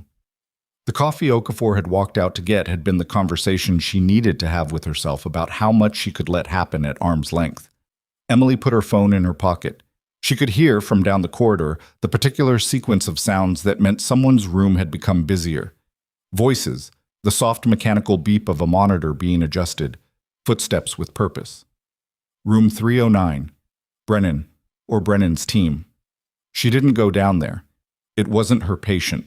She had no standing in that room and she knew it, and the hardest thing about clinical training was learning the precise location of the line between what you could help with and what you needed to let someone else handle, because intervening would only add noise to signal. She went back downstairs. Decker was in the lobby, sitting near the window that looked onto the courtyard, the same general area where he'd been yesterday, which struck her as either practical or deliberately ironic. His granddaughter was presumably still upstairs in 312. He had a paper cup of coffee that was probably cold. He looked up when she came off the stairs. She told him about Marsh's article in 2 sentences. He read something in her face that wasn't in the sentences. What else? He said. Webb's going to know about the article within the hour. When he does, the hearing tomorrow becomes less about protecting him and more about buying time before the criminal exposure formalizes. She sat down across from him. He's going to try to settle or escalate. Those are the only 2 options left. People like Webb don't settle in public, Decker said. Not when the public part is still developing. They escalate to create enough noise to negotiate in the confusion. What kind of escalation? Something that reframes you as the aggressor, Decker said. Something that makes the story about your conduct instead of his. He's tried the manufactured statement. That's already compromised once Okafor pulls Soames's notary records. He paused. Which means the next move is personal. Something about your service record. Something designed to create doubt about your character before your character becomes relevant in court. The lobby doors opened and 2 men in suits came in. Not Webb's men. Different, moving with the distinct purposeful quality of people who'd been sent somewhere rather than arrived somewhere. They went directly to the reception desk and spoke to the clerk, who picked up the phone. Emily and Decker both watched this without moving. They're not police, Decker said. No, she agreed. Not attorneys either. They don't have the right kind of patience. The clerk pointed toward the corridor that led to the administrative offices. The 2 men went that way. 30 seconds later, Emily's phone rang. Kevin Phillips again. She answered. Garfield just left the building, Kevin said. Like, he walked out the back entrance 10 minutes ago with a box. Not a cart, a box. The kind you carry when you're clearing a desk. He sounded uncertain, like he wasn't sure how to hold what he'd seen. And Emily, there are 2 men in his office right now. They went in right after he left. Who sent them? She asked. They showed badges, Kevin said. State level. One of them is talking to Garfield's assistant. The other one is going through the filing cabinet. She looked at Decker. Okafor moved faster than 2 p.m., she said. He almost smiled again, closer this time. She usually does. Emily stood and walked to the window that looked out onto the parking area. She could see at the far end of the lot a dark blue sedan she hadn't noticed when she arrived. She scanned the row. 3 vehicles over from the sedan, a silver car with a man in the driver's seat, engine off. The man was looking at his phone.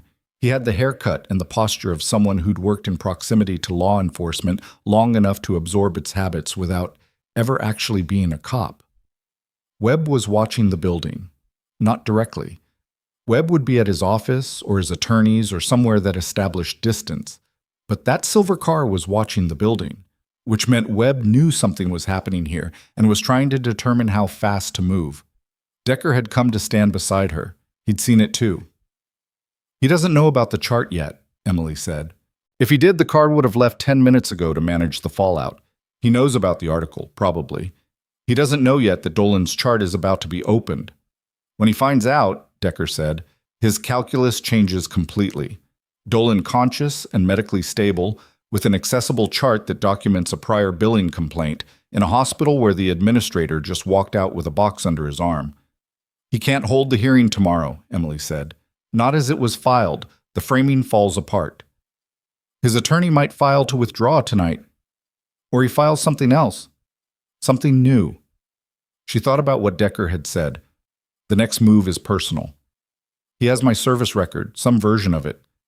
What can he actually do with it at this point, given that Okafor's team is already using it as part of my credibility in the sworn statement? Decker was quiet for a moment. There are parts of your service record that are classified, he said. Not the summary Whitmore is pulling.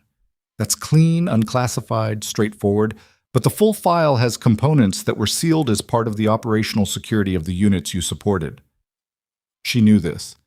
If Webb has someone, boss, inside the DOD, inside JAG, inside any office that processes records requests, who can access the classified components without authorization and selectively disclose them, they don't need to fabricate anything. He paused. They just need to release the right fragment in the wrong context. What fragment? She asked, because she needed to hear what he thought it was. Landstuhl, he said simply. Specifically, the after-action associated with the operation you supported in September 2017, the one that wasn't publicly acknowledged. If that surfaces without context, if someone sees a nurse's name in a document associated with a classified combat operation and doesn't have the framework to understand why, it raises questions, the kind that don't need to be answered to do damage. They just need to be raised. The silver car in the parking lot hadn't moved. Emily looked at it and thought about September 2017 and the specific quality of that month, which she did not spend a lot of time thinking about in complete form. She thought about what existed in the sealed portion of her file. She thought about who would have to be compromised or paid or threatened for that document to surface. How quickly can Whitmore lock the file? She asked. It's already under his access control, Decker said. He'd need a reason to escalate the security tier, but if I give him one. His phone rang. He looked at the screen. His expression did the thing it did when something registered that required recalculation. He answered, listened for 12 seconds, said, when? Listened again, said, don't release anything until I call you back. Hung up. He looked at Emily, and the steadiness that had characterized every moment she'd spent with him in the last 24 hours was still there, but underneath it was something she hadn't seen on his face before. Not fear. Something older than fear. That was Whitmore, he said. Someone filed a records request for your full service jacket 40 minutes ago. He paused. Not the summary. The complete classified file. The request came through a congressional liaison office. He stopped. Emily waited. The office belongs to a congressman named Terrell, Decker said, who sits on the House Armed Services Committee, and who has, according to Whitmore's initial search in the last 10 minutes, accepted 3 separate PAC contributions from entities connected to Webb's parent holding company in the past 2 years. She stood very still. The silver car in the parking lot finally moved, pulling forward, not leaving, just repositioning to a better angle. Whoever was in it had received new instructions. She thought about all the doors she'd thought were open and calculated how many of them had just quietly closed and what was left. What was left was Okafor and a court order and a chart that was being unlocked right now in room 309, and a paper intake form in a clear sleeve in her coat pocket, and a notary named Patricia Soames whose connection to Webb was now on record, and a reporter named Marsh whose story was already published, and a state investigation that had been building for 6 weeks, and a congressional liaison office that had just asked for a classified file that a compromised congressman had no legitimate reason to request. She took the paper sleeve out of her pocket and looked at it. Whitmore needs to escalate the file security now, she said, before that request processes. Can he hold it on his authority alone? For 72 hours, Decker said. Maybe 96. That's enough time. For what? She looked at him. For us to make sure that when the story about that file comes out, and it will come out because Webb's going to force it, the first version anyone hears is the right one. She paused. I need Okafor, right now. And I need whoever at the Courier is going to take Marsh's calls tonight. Decker already had his phone out. She looked back at the window, at the silver car and its better angle on the parking lot entrance, and thought, you came to a hospital lobby with 3 men and a notarized statement and a compromised judge and a congressman. And what you actually cornered was the wrong combination of people. She didn't say it out loud. It wasn't the kind of thing you said before it was finished. But she thought it, and it sat right. What she didn't know, what she couldn't have anticipated even with everything she now understood about the architecture of Marcus Webb's reach, was what Okafor said when she answered the phone 30 seconds later, her voice carrying the flat precision of someone delivering information that had landed like a stone. Emily, Okafor said, Dolan is conscious. He's asking to speak with law enforcement. And he brought documentation. A pause. He had it with him when he was admitted, in a personal effects bag. His attending found it when the chart restriction lifted. Another pause. It's 18 months of Vantage billing records, physical copies. He's been carrying them since he left the company. Okafor's voice was steady, but Emily could hear something underneath it. Not excitement, something quieter and more serious than that. The sound of a case that had just changed weight entirely. There's one more thing, Okafor said. One of the documents in the bag, it's a communications record, internal Vantage email chain from 14 months ago. She paused once more, and this pause was longer than the others. Webb's name is on it, not a reference to him. His name, his direct email, his specific instructions about which hospitals to target, which administrators to approach, and how to structure the billing adjustments to stay below the audit threshold. She stopped. He wrote it down, Emily. All of it. In an email chain, and Dolan kept it. The lobby of Riverside Medical Center hummed around her. Monitors, footsteps, the ordinary sound of a building doing what it did. And Emily held the phone and understood that somewhere across the city, Marcus Webb did not yet know that the man he'd put in a hospital bed to manage had walked through that door carrying the one thing that made everything else irrelevant. She stood in the lobby holding the phone for 3 seconds after Okafor finished speaking, and then she said, Is Dolan safe? Brennan has 2 people with him. I'm sending someone from my office within the hour. The documents? Already photographed and in our custody. Originals are staying with Dolan's attending as part of his admitted patient record, which makes them harder to suppress. Okafor paused. Emily, this is it. This is what we needed. I know. Go home. Let us work tonight. She almost argued. She looked at Decker, who was watching her with the particular patience of someone who'd learned to read. The moment when pushing forward became pushing into something that would push back harder. He gave her the smallest nod. Not agreement, not instruction. Just acknowledgement that she'd heard correctly. I'll be reachable, she said to Okafor, and hung up. The silver car in the parking lot was still there. She looked at it for a moment and thought about the congressman and the records request and the email chain that Dolan had been carrying in a personal effects bag for 18 months, and she tried to calculate how long it would take for the weight of all that to shift from Webb's side of the scale to the other. Not long, she thought. Not long at all. She went home. She made actual food this time. Not assembled, cooked, pasta with whatever protein was in the freezer. Nothing impressive, but warm and present and something to do with her hands while the city outside her window moved through its Tuesday evening without knowing that somewhere across town, in an office suite on the 12th floor of a building on Clement Street, Dana Okafor and Renata Voss were working through an email chain that was going to make the next 48 hours look very different from the 48 that had just passed. She slept. Not well, not continuously, but enough. She woke at 2 in the morning and lay in the dark running through the architecture of it. Webb, Garfield, Vantage, Soames, the congressman, the 4 hospitals, the email chain. And then she made herself stop, because there was nothing she could do about any of it at 2 in the morning that Okafor's team wasn't already doing, and the exhaustion debt had come due and needed partial payment. At 5:47 a.m., her phone buzzed with a text from a number she didn't have saved. Hearing this morning has been withdrawn. D. She stared at the ceiling and let that sit. At 6:15, Okafor called. Webb's attorney withdrew the motion at 10:45 last night, Okafor said without preamble. Filed a notice with the court citing a need to review new information.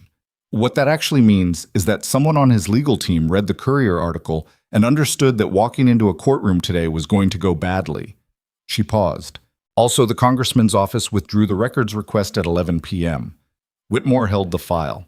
No classified material left secure custody. Emily sat up. What happened with the congressman?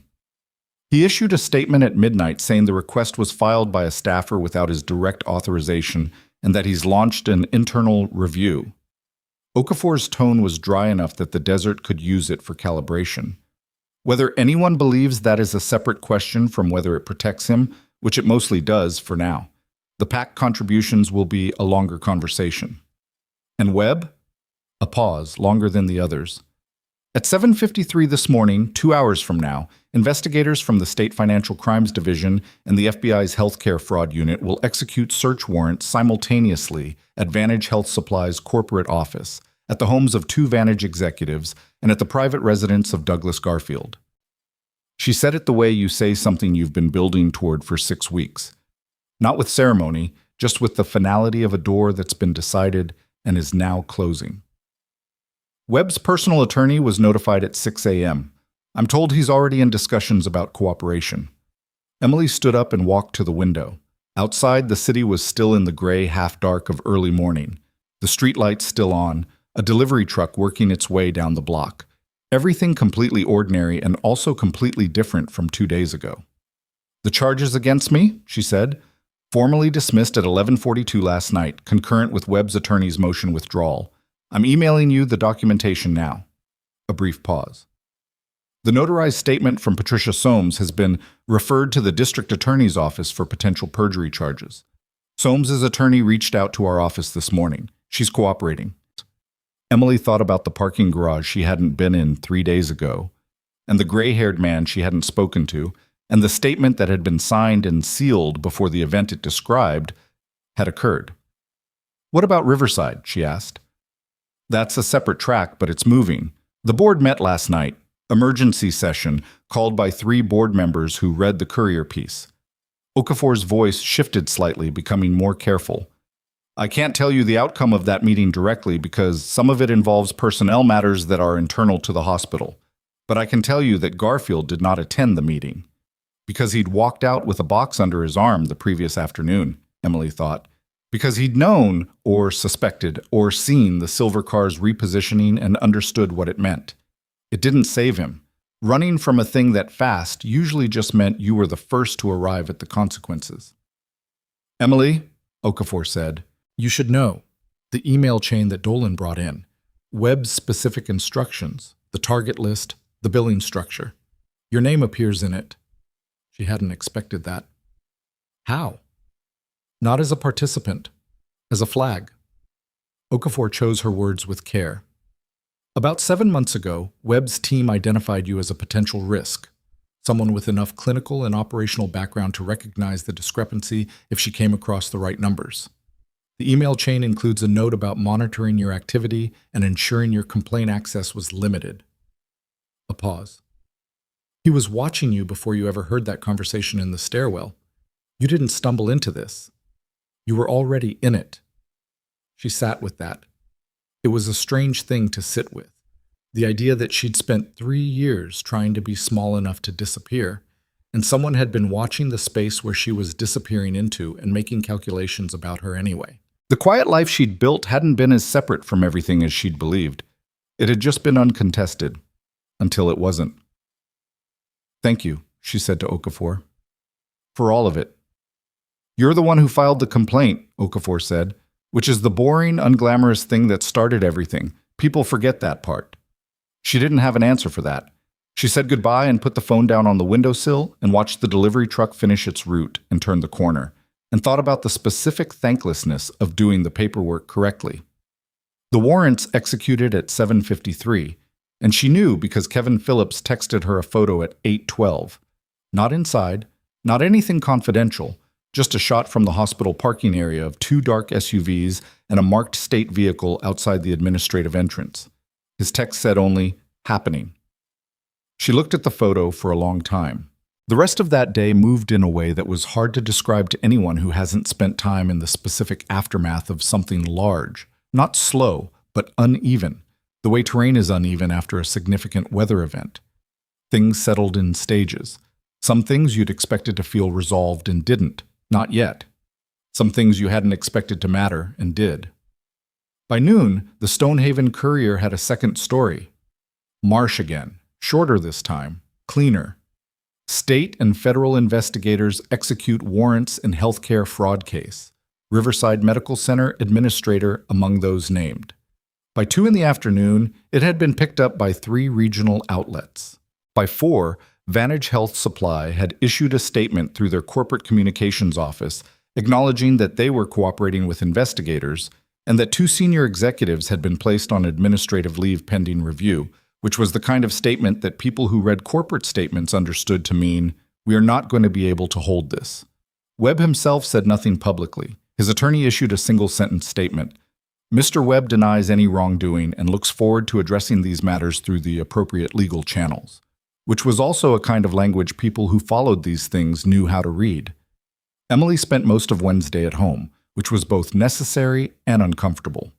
She cleaned things. She returned a call to her sister in Portland, who'd seen something on social media and was confused about what was happening, and Emily spent 20 minutes explaining a version of it that was true but incomplete, which was fine, because her sister didn't need the complete version. She needed to hear that Emily was okay, and Emily was, and that part was straightforward. She called Trish Halloran Wednesday evening. Trish answered on the second ring. "I heard it all today," Trish said. Not apologetic, just stating a fact. "The board meeting outcome, the warrant, everything." "I know," Emily said. A silence that wasn't uncomfortable, just waited. Then Trish said, "I need you to know that I didn't know about Garfield, about what he was doing. I knew about the malfunction. I knew what they told me, which was that there was a malfunction. I didn't know it was deliberate."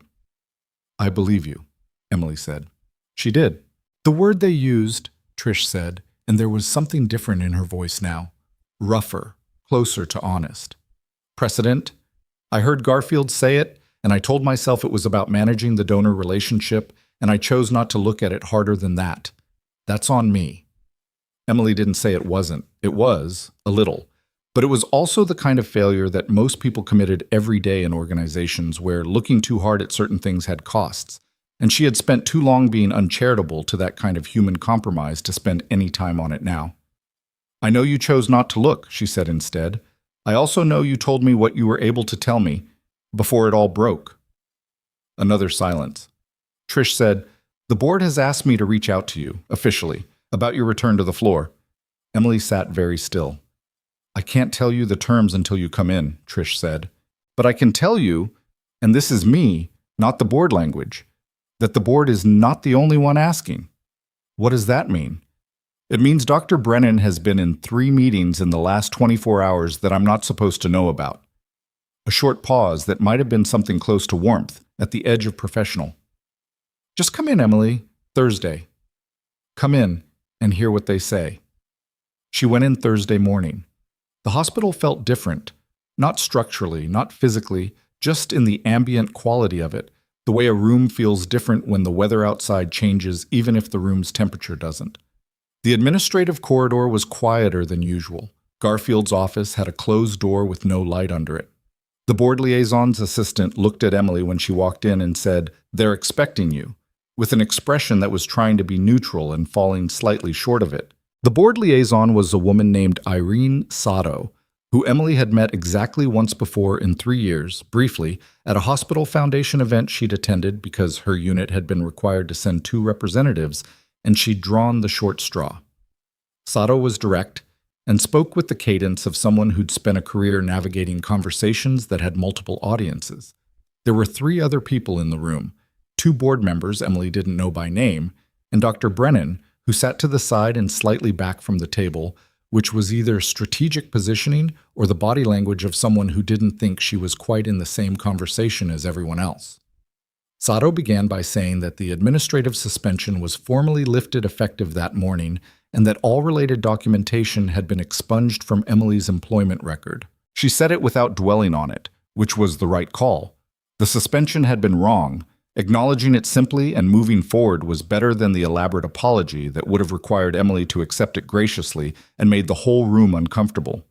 Then she said that the board had spent the previous 2 days reviewing the circumstances that had led to the suppression of Emily's HR complaint, the deletion from the hospital system, and the conditions under which she'd been asked to leave the building. "We did not protect you," Sato said, and stopped there, and let that stand on its own, which Emily respected.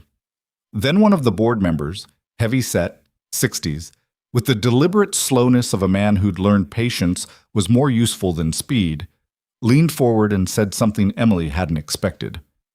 "We've been talking about the veterans' care gap for 3 years.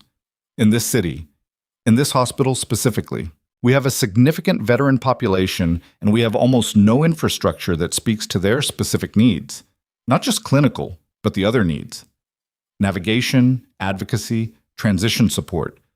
We've talked about building a program. We've never had the right person to build it." He looked at her. Emily looked back at him. "That's not a nursing position," she said carefully. "No," he said. "It's a program director position. It involves clinical oversight, which your qualifications cover, and it involves the kind of institutional navigation and advocacy that requires a specific background." He paused. "The kind of background that, as of this week, this hospital and this city understand you to have." Brennan was watching Emily from her slightly removed position with the expression of someone who'd been in the room where this was discussed and had pushed for a specific outcome and was now watching to see if it landed. Emily thought about 3 years of being small, about the deliberate compression of herself into the space she'd been assigned, the careful tending of distance between what she'd been and what she was trying to be. She thought about Okafor's voice saying, "You filed the complaint," which is the boring, unglamorous thing that started everything. She thought about Torres and his 4-count breathing, which she'd been using since she was 24 years old, and which had gotten her through approximately 100 moments that felt unsurvivable and had turned out not to be. She thought about a lobby and a tray on the floor, and a gray-haired man who'd stood up from a waiting room chair. "I'd want to design the intake structure myself," she said, "and I'd want clinical authority, not advisory authority." "We'd expect nothing less," Sato said. "I'll need 2 weeks to think about the full scope before I sign anything." "Reasonable," the board member said. Brennan made a very small sound that was not quite a laugh but was in the neighborhood. She signed nothing that day. She went home and thought about it, which was what she'd said she'd do, and she was a person who did what she said. She thought about it for 2 days, not agonizingly, not in circles, but with the methodical honesty she applied to problems that actually mattered. She wrote things down in a notebook she kept for exactly this kind of thinking. She listed what the position would require and what she was actually equipped to give, and where those 2 things overlapped and where they didn't. She thought about the veterans in this city who came into hospitals and fell through the gaps that existed because the people running those institutions hadn't lived inside those gaps and therefore hadn't built anything to catch them. She thought about the version of herself that had driven to Stonehaven 3 years ago and rented the apartment and started over, carefully, quietly.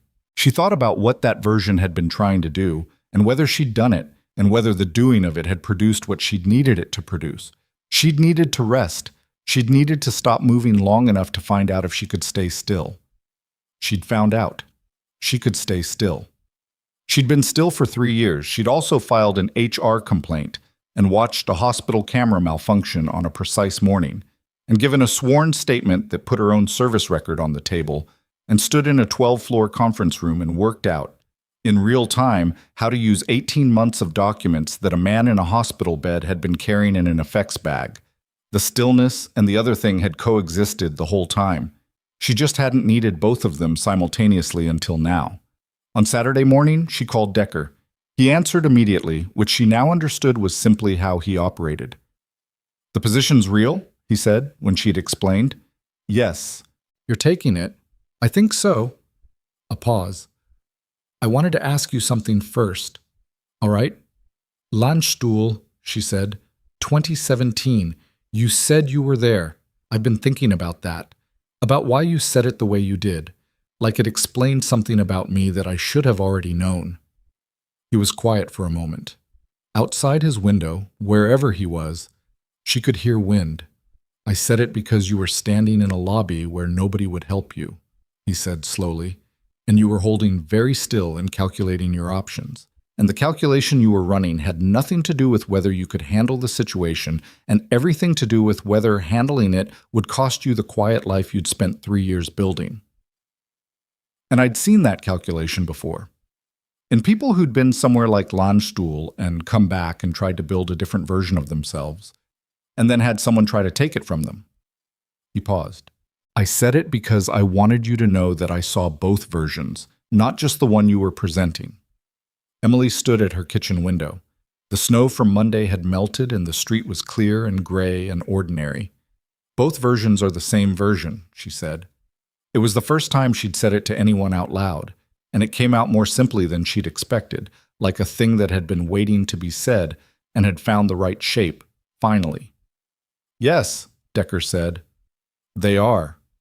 2 weeks later, on a Tuesday afternoon when the temperature had dropped back below freezing and the sky was the particular white of a city in late November, Riverside Medical Center held a small ceremony in the hospital's main conference room. Small by design, Emily had explicitly asked for small. The board had wanted the courtyard, wanted something with more room for more people, and she'd said no. And they'd listened, which was its own small proof of something.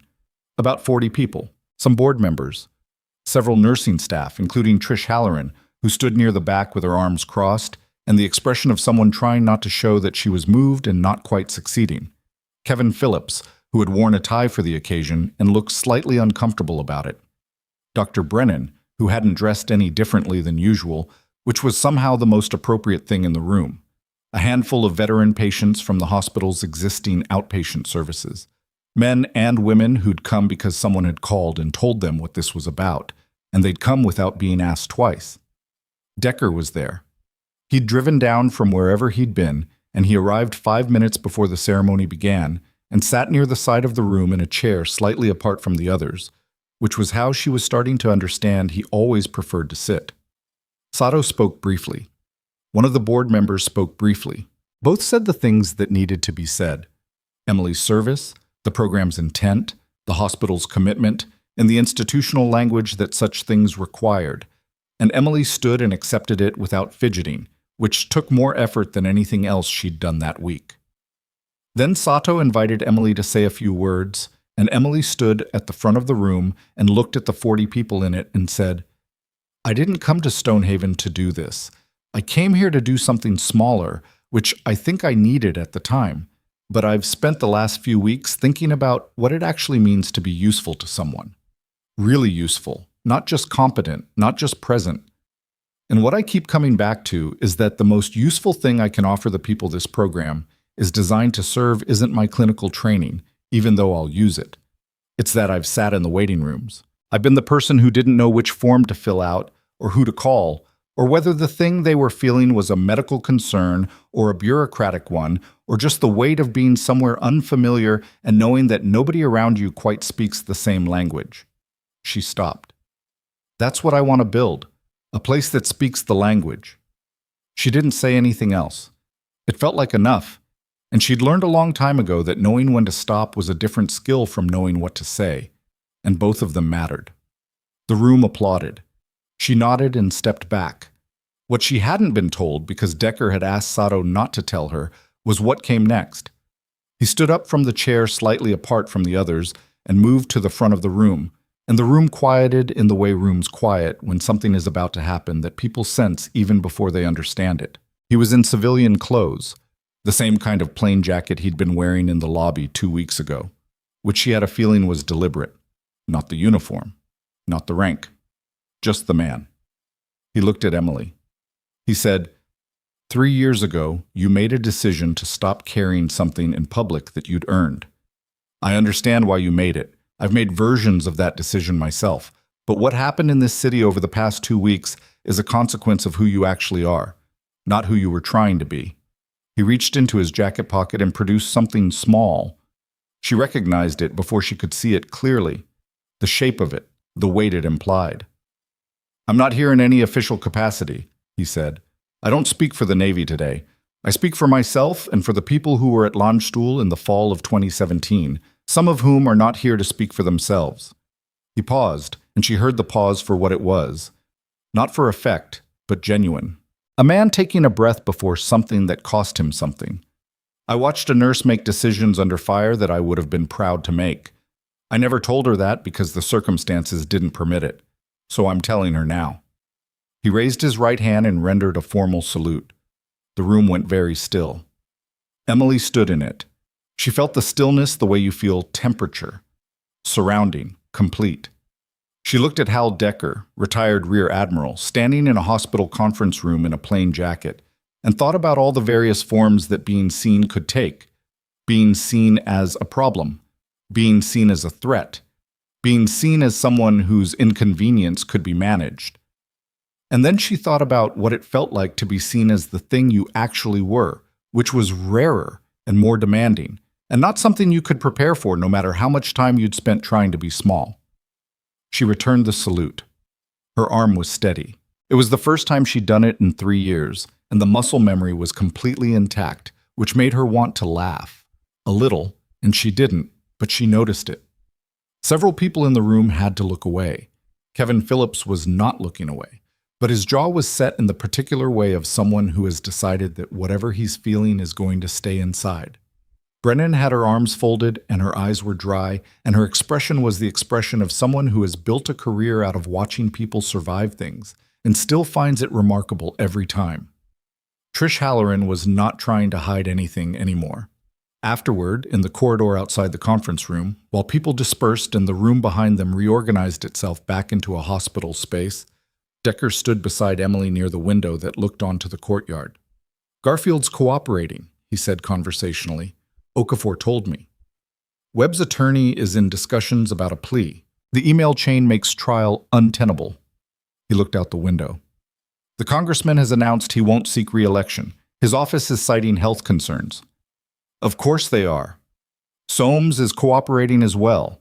The DA is going to reduce the perjury charge in exchange for testimony about the other manufactured statements. Apparently Emily wasn't the only person Webb's team created false documentation against. She looked at him. How many others? At least 3, over the course of the past 2 years. People who got in the way of Vantage contracts at other facilities. He paused. Most of them didn't have someone standing up in the waiting room. She thought about that. About the people who'd had the same machinery turned against them and hadn't had whatever combination of factors had shifted this outcome. She didn't feel lucky exactly. Lucky implied randomness, and there had been a lot of things that had not been random. But she felt the weight of the contingency, how close the machinery had come to working, how many places along the sequence things could have gone differently if one person had made a different choice. Kevin in the corridor, with his hands in his coat pockets. Brennan, pushing on the chart restriction from the clinical side.